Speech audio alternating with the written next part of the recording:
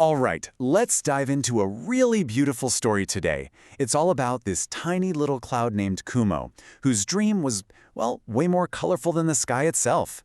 It's really a tale about finding your own special place in the world. But before we get into it, I've got to ask you something. Have you ever had a dream that felt, a little different, a secret passion that didn't quite seem to fit in with what everyone else was doing? Just keep that feeling in mind as we start Kumo's journey. So our story begins with a small cloud, but a very, very big dream. So, picture this, a huge, endless sky. And way up there lived this shy little cloud named Kumo. While all the other clouds were busy gathering and drifting around together, Kumo always kind of kept to himself, just floating quietly off to the side. You see, the other clouds, they had really important, really practical jobs. Their whole deal was making rain for the thirsty earth and providing shade from the hot sun. But Kumo was dreaming of something else entirely. He wanted to be an artist. He wanted to paint the sky. And this feeling of being so different, well, it made Kumo a little bit lonely. But someone was watching, and that's when our story takes a truly magical turn, with a gift from the sun. The kind, warm sun noticed little Kumo, always off by himself, and it could see his sadness. So the sun just drifted a little closer and asked the little cloud what was wrong. Kumo shyly explained his big dream to paint the sky, but admitted he just didn't know how. And the sun, just filled with so much kindness, offered Kumo this incredible magical gift. It gave him rays of pure light to use as paint. We're talking all the colors of the rainbow, all the colors he could ever dream of, right there in the sunlight.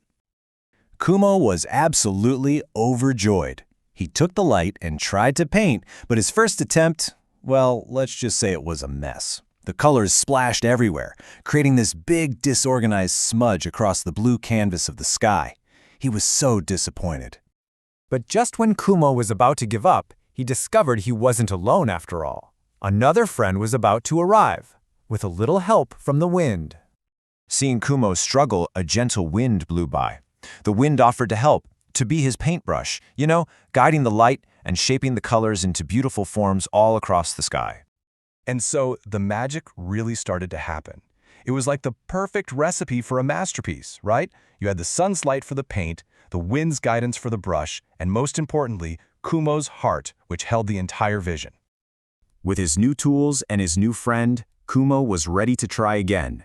This time, something truly special was about to be created. A masterpiece in the sky. Kumo gathered all the light he could. The wind readied its breeze, and at last, He painted. Swirls of orange, pink, purple, and gold just swept across the horizon. Together, Kumo and his friends had painted the world's very first sunset. It was his first masterpiece. and everyone noticed. As night began to fall, the moon rose and just praised Kumo's beautiful creation. Even the other clouds, the ones who used to only focus on rain and shade, they all gathered around in complete admiration of the spectacular colors. From that day on, Kumo was no longer that shy little cloud hiding on the sidelines. He had found his purpose. He became the sky's artist, happily painting these magnificent sunrises and sunsets for the entire world to enjoy. And so, Kumo's really charming story leaves us all with a beautiful, powerful lesson. The message is simple, but it's so powerful. Even if you're small, you have a talent that can bring joy to the world. Believe in yourself. Kumo's unique dream, the very thing that made him feel different, well, it turned out to be his greatest gift. And that brings us right back to you. Kumo, the little cloud, found his way to paint the sky.